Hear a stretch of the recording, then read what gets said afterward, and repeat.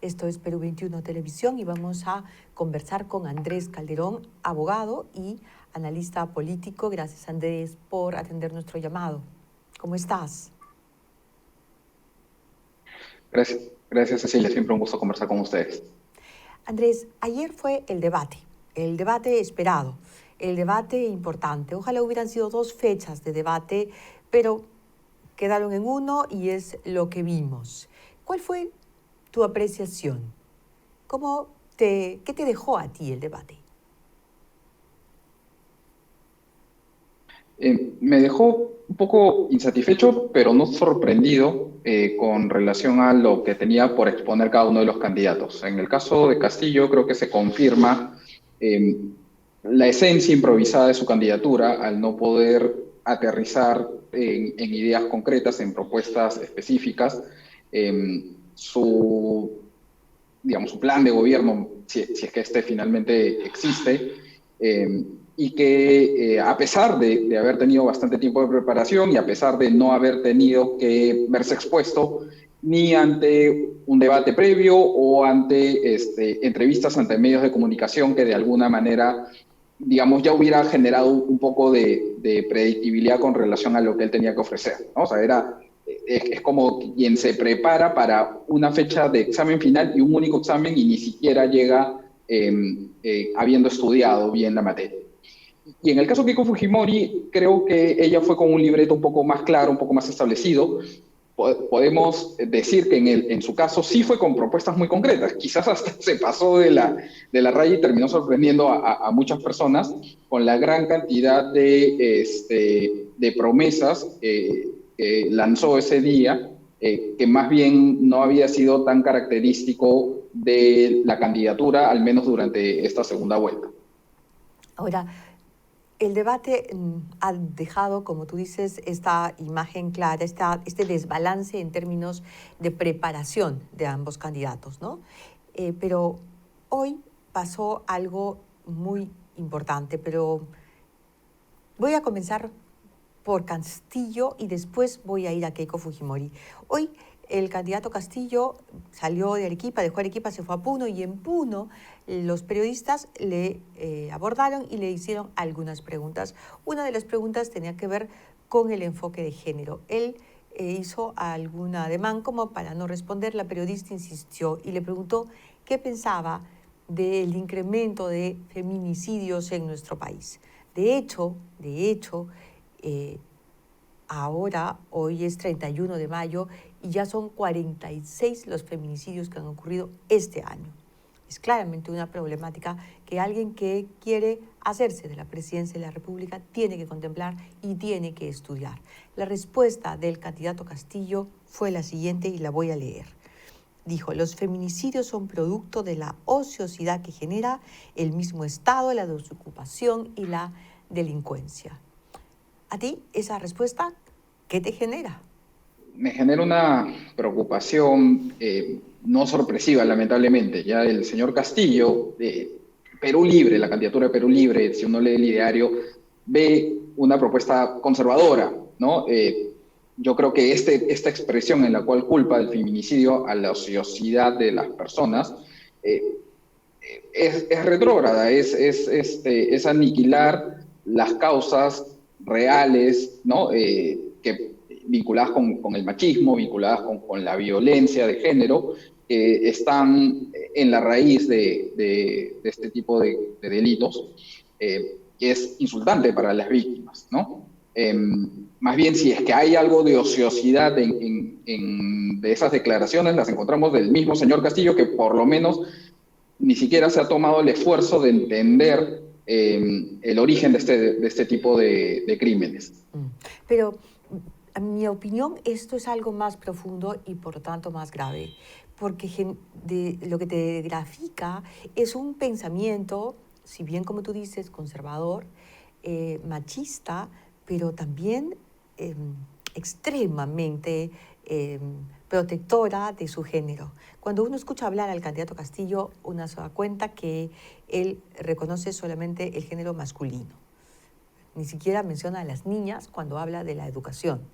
Pero cuando él dice que es producto de la ociosidad que genera el mismo Estado, está disculpando al feminicida, disculpa al asesino en un contexto del sistema o de un Estado que no es protagonista, en tanto él promete un Estado protagonista.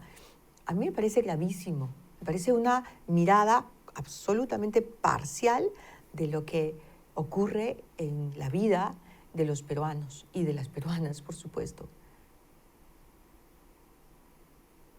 Sí, es efectivamente, creo que es hasta además indicativo de la posición que él plantea del Estado inmiscuyéndose en cada aspecto de la vida de la persona, como si el Estado pudiera tener algo que ver con la conducta machista, con las conductas violentas de las personas, y que el Estado tuviera algún tipo de rol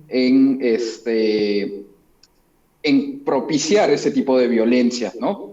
Lo cual, como tú dices, exculpa o minimiza la responsabilidad del victimario, ¿no? Y de alguna manera deja desprotegida a la víctima de este tipo de violencia porque dice, omite enfocarse nuevamente en la raíz de este tipo de violencia. O sea, cuando se ignora el enfoque de género, creo que olímpicamente lo hizo el señor Castillo durante el debate, lo que te está mostrando es que en realidad prefiere ponerse una venda en los ojos ante un problema muy grande de la sociedad, porque seguramente no le conviene contradecir su propio pensamiento, o por lo menos el pensamiento de esta izquierda más conservadora que representa Perú Libre.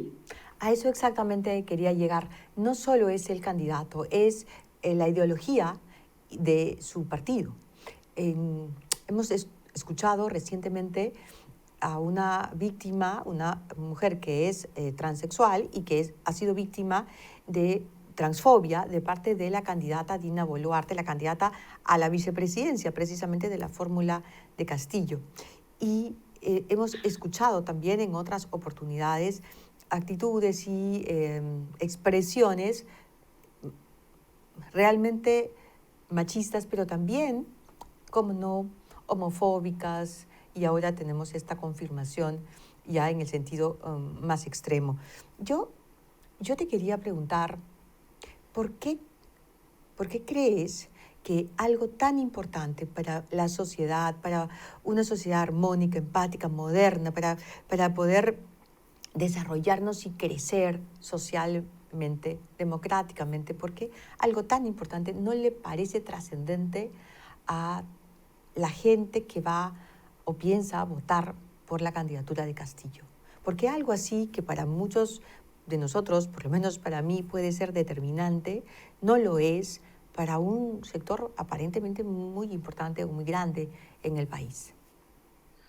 Yo creo que acá, digamos, si tratamos de ser un poco empáticos con algunos de los electores del señor Castillo, quizás no es el pensar de que esto no es un problema, de que el señor Castillo representa unas posiciones contrarias a la libertad, ¿no? Ya no solamente a las libertades económicas, sino también a las libertades individuales y civiles, pero digamos el peligro o los temores que le representa la candidatura de Keiko Fujimori seguramente los lleva a mirar de costadito o taparse un ojo e ignorar, digamos, lo que ya salta a las luces. O sea, ya, digamos, es innegable. Hay varias cosas de la candidatura de Perú Libre y de Pedro Castillo que ya no podemos considerar las dudas, son certezas, o al menos la acumulación de dudas nos generan ciertas certezas. El señor Castillo tiene una candidatura improvisada, que el señor Castillo tiene una candidatura a la que no le interesan las libertades individuales y las libertades civiles, que el señor Castillo añora modelos de controlismo económico que anulan la libertad no solamente de las empresas, sino también de los usuarios, de los consumidores, de los ciudadanos, de manera tal que en realidad estaríamos a merced de un gobierno que va a tomar la mayor parte de las decisiones en lugar de las personas, y que además ni siquiera tiene un plan específico para ejecutarlo. Eso es incluso lo más preocupante, ¿no? Porque por lo menos habían otras candidaturas de izquierda que también planteaban mecanismos de mayor intervención estatal, pero por lo menos tenían una ruta de cómo aplicarlas. El señor Castillo quiere que haya Estado porque haya Estado simplemente, por ideología, ni siquiera por tener un plan específico. Mario Vargas Llosa, que ha expresado su apoyo a la candidatura de Keiko Fujimori, que por cierto también es un tema del que me gustaría hablar contigo, ha dicho nítidamente, ha dicho: para mí Pedro Castillo es dictadura y atraso. ¿Tú estás de acuerdo? ¿Coincides con el escritor?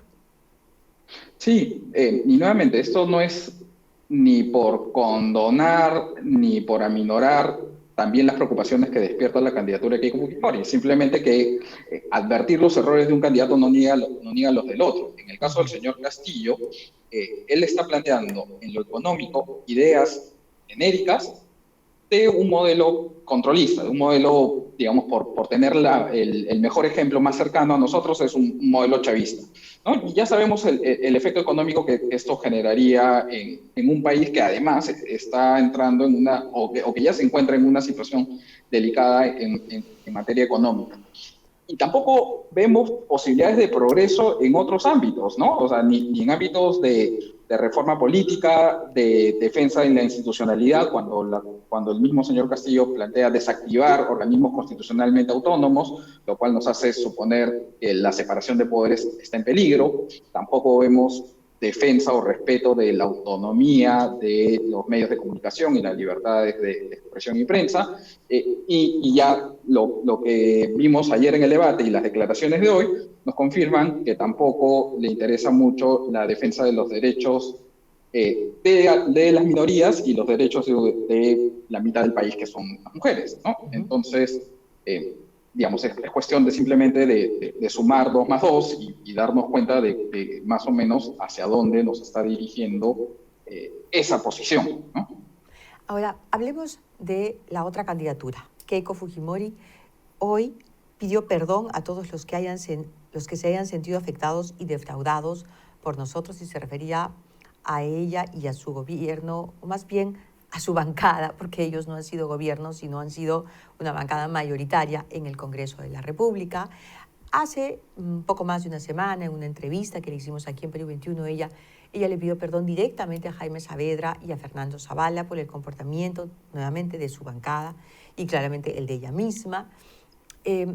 ¿Por qué te da tanta desconfianza, o por qué no podrías tú creer en que las palabras de la candidata Fujimori sean genuinas, sean verdaderas? ¿Por qué no puedes creerle? Creo que el principal problema que tiene Keiko Fujimori es la actitud de ella misma cuando repasamos lo que pasó en el 2016 y ella firmó este juramento por la democracia o este compromiso por el Perú y que terminó incumpliendo. Y lo otro es que creo que sí tenía una narrativa interesante Keiko Fujimori al inicio de la segunda vuelta, cuando dice: ok, vamos a convocar a todos los demás peruanos, no más odio, más unión. Sin embargo, creo que se tardó bastante a llegar hasta ese punto de acciones concretas, como la de disculpas específicas, puntuales, explicando cuáles fueron los errores de Fuerza Popular, ¿no? La censura de Jaime Saavedra y de Fernando Zavala, las leyes contra la libertad de prensa. Entonces, creo que esto despierta escepticismo por el momento en el que se está realizando. Creo que si lo hubiera hecho antes y hubiera probablemente convocado no solamente endosos de personas que yo creo que sí pueden sumar un poco, pero que además hubiera dicho: voy a convocar a personas que claramente están en la oposición, que claramente no se identifican con el fujimorismo, no solamente para que apoyen mi candidatura, sino para que me controlen y vigilen en el mismo gobierno, ¿no? Entonces hubiera sido interesante conocer, por ejemplo, ya propuestas específicas de nombres que podrían desempeñar cargos importantes como el del Premier o como el del Ministerio de Justicia, ¿no? Propuestas de quiénes serían candidatos desde Fuerza Popular en el Congreso para Defensoría del Pueblo, para el Tribunal Constitucional, que hubieran combatido ese escepticismo que yo creo que es comprensible, más allá de los temores que nuevamente despierta la otra candidatura, que son bastantes.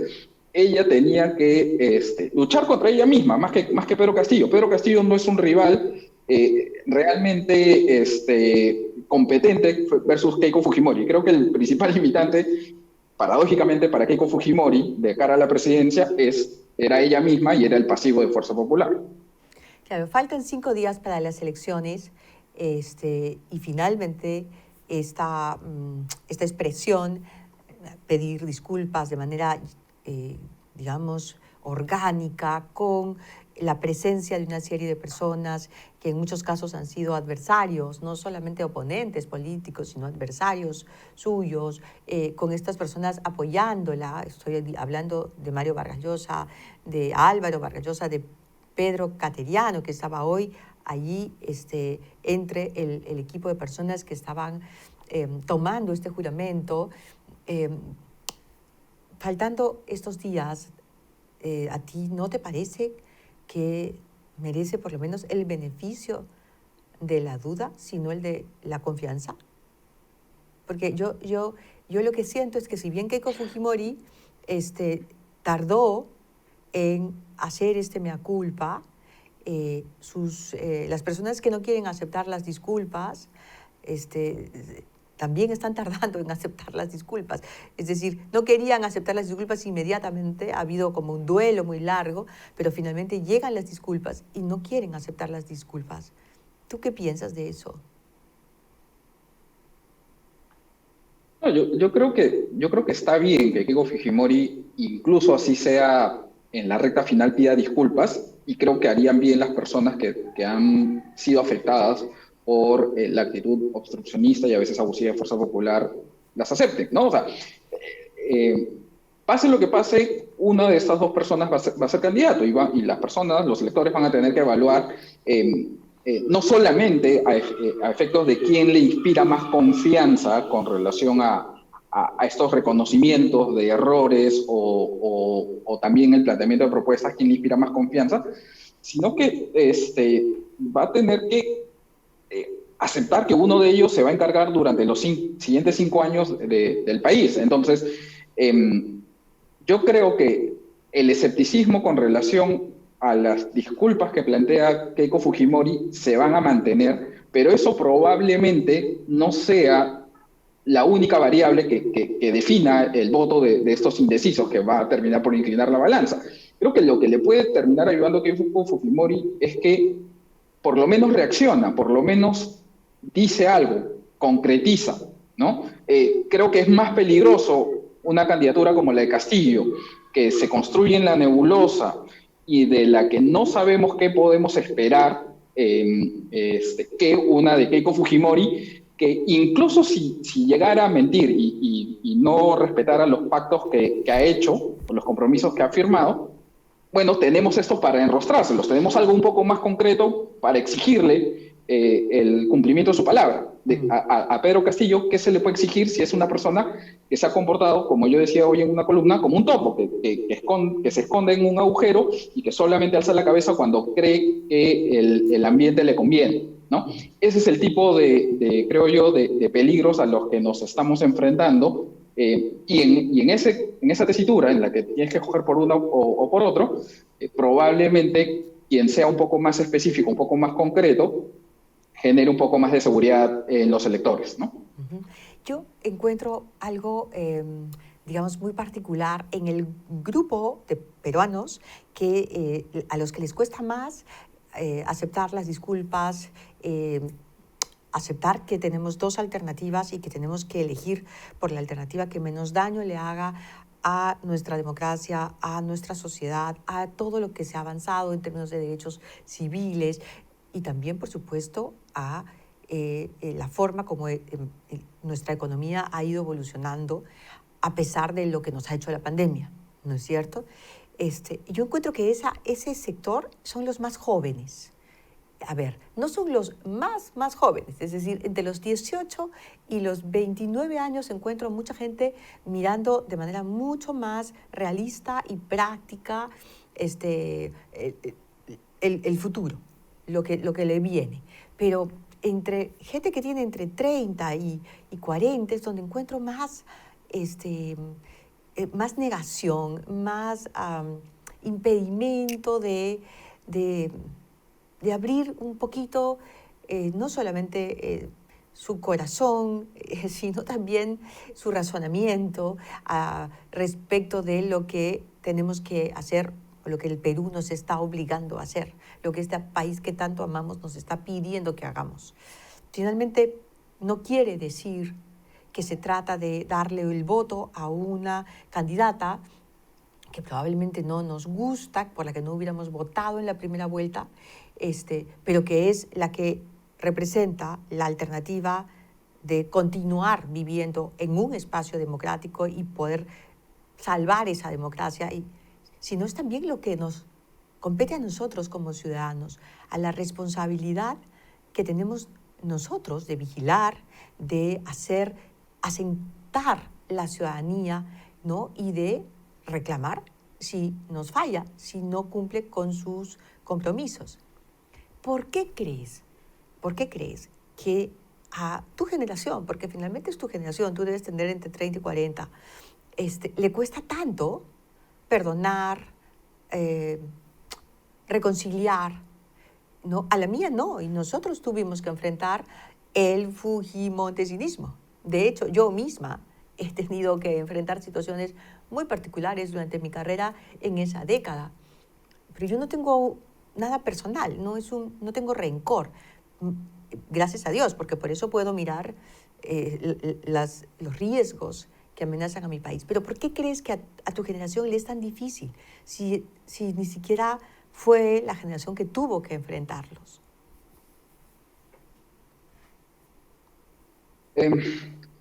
Digamos que creo que hay varias hipótesis que podríamos utilizar para identificar por qué resulta complicado para muchas personas terminar eh, por aceptar las disculpas de Keiko Fujimori o por depositarle algún tipo de voto de confianza, ¿no?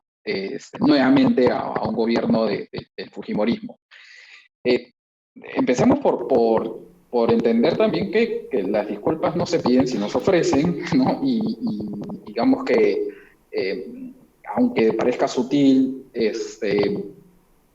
cuando quien solicita esas disculpas lo hace desde una posición de empoderamiento, de sentir que tiene derecho a ellas, se nota y se ve poco auténtico. Yo en algunos momentos he criticado incluso lo difícil que le resulta a Keiko Fujimori hasta en eventos muy específicos como el de decisiones forzadas, reconocer y decir las responsabilidades que tenga el gobierno o que tengan las personas que estaban en el gobierno de su padre tendrán que pagar sus culpas, ¿no?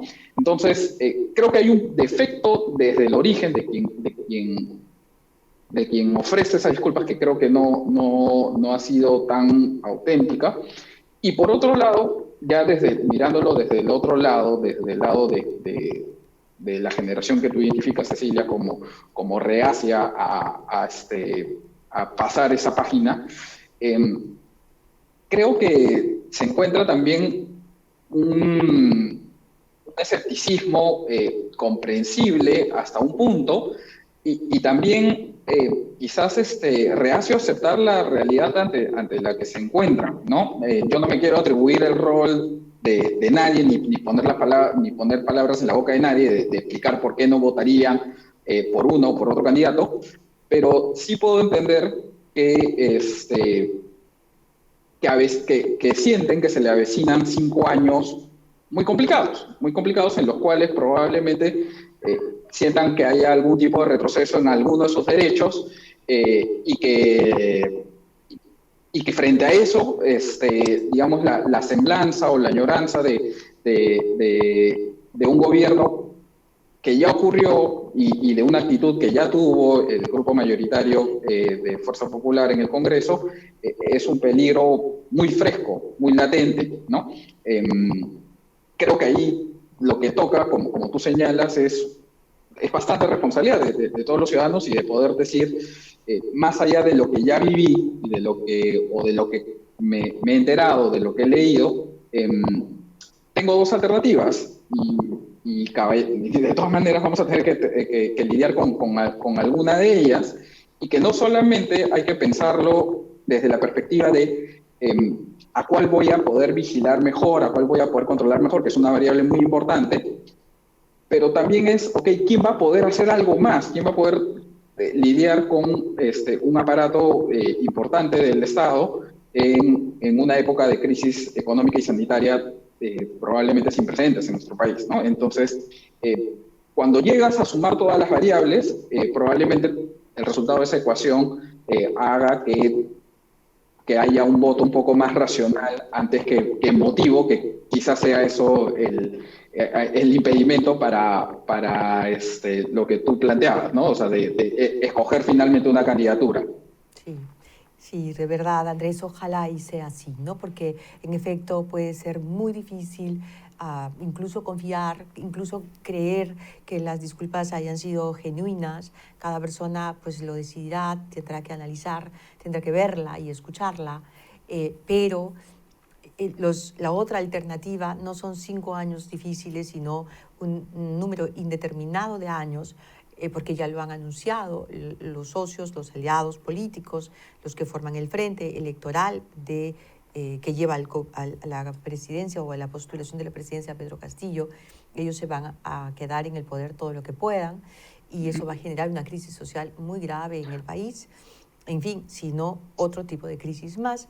Entonces, claro, a mí lo que me toca para finalizar esta conversación, que ha sido, por supuesto, siempre muy grata cuando converso contigo, muy, muy interesante, es decir, que a mí me gustaría pedirles a los jóvenes de tu generación que confíen más en sí mismos. Cuando mi generación nos tocó enfrentar una dictadura como la que plantearon Fujimori y Montesinos, y sobre todo un sistema de policía política como el que Montesinos estableció en el país, cuando nos tocó hacerlo, tuvimos fe y confianza, y sobre todo tuvimos mucha fuerza, porque en nuestro país había guerra, estaba el terrorismo en paralelo, y era a la vez el terrorismo el que justificaba ante muchos ciudadanos que eran mayores que nosotros lo que ocurría en términos políticos y civiles en el Perú. Entonces, si nosotros no hubiéramos confiado en nosotros mismos, no hubiéramos tenido fe en la democracia en la que confiábamos, en la que creemos, no hubiéramos logrado lo que al final logramos, que fue terminar con ese régimen. Y sobre todo, derivó en un poder judicial que castigó a las personas que habían cometido ese tipo de delitos penales y políticos. Entonces, a veces toca mirar con ojos más abiertos, más y más abiertos, lo que somos nosotros mismos capaces de hacer. Construir, empoderar a nuestras instituciones. Y si somos capaces, y si podemos hacerlo, ya no la generación a la que le tocó, sino sumados juntos a generaciones como la tuya y la que deviene, ¿no? En la que hay gente muy joven que tiene otra manera de mirar aparentemente la vida y los retos, entonces podemos tener más esperanza todavía y más ilusión de construir un mejor país. Te agradezco mucho, Andrés, y espero que podamos volver a conversar en esta semana. Sí. Sí, claro, por supuesto. Sí, si me permite justamente una idea en relación de cierre con lo que tú acabas de comentar, más allá de si un candidato convence al electorado o no, el elector igual tiene que tomar una decisión. O sea, uno puede ser muy escéptico con los ofrecimientos o las promesas que está haciendo Keiko Fujimori y aún así votar por ella porque cree que la otra posición es más riesgosa, es más peligrosa, ¿no? Habrán personas que harán el razonamiento inverso y no habrá que juzgarlos por eso. Creo que cuando tú mencionas lo de tenerse confianza en sí mismo, ¿no? Del elector, de que puede hacer algo, no solamente con su voto el 6 de junio, sino con las acciones de vigilancia, con la libertad de expresión, con la crítica abierta al gobierno que salga electo en este domingo, es parte del razonamiento que tiene que entrar dentro de todas las personas, ¿no? Entonces, creo que eso es una forma también responsable de verlo, ¿no? Escoge, toma tu decisión, no estás entregando un cheque en blanco con tu voto, y que votes por una persona tampoco quiere decir de que le vas a aplaudir todo lo que haga cuando sea gobierno, todo lo contrario, ¿no? Precisamente, quizás por habernos, vamos a hacer un mea culpa genérico, ¿no? Abierto. Quizás por confiarnos demasiado y por ser tan poco vigilantes, llegamos a una segunda vuelta que seguramente va a dejar insatisfecho a muchas personas, ¿no? Entonces, esa responsabilidad y esa confianza en la capacidad de vigilancia creo que va a ser determinante el 6 de junio y mucho más allá de eso. Exactamente, Andrés. Así es. Siempre evaluando los escenarios para que el escenario de la vigilancia sea el escenario más propicio. Te agradezco mucho y espero, como te decía hace unos segundos, volver a conversar esta semana contigo, porque vivimos momentos cruciales. Lo que tenemos que enfrentar ahora no es ni sencillo, ni siquiera se puede tomar a la ligera y mucho menos a la broma. Esto es serio, realmente serio. Depende nuestro futuro. Gracias, muchas gracias. Y con usted regresamos en cualquier momento. Estamos en Perú 21, televisión.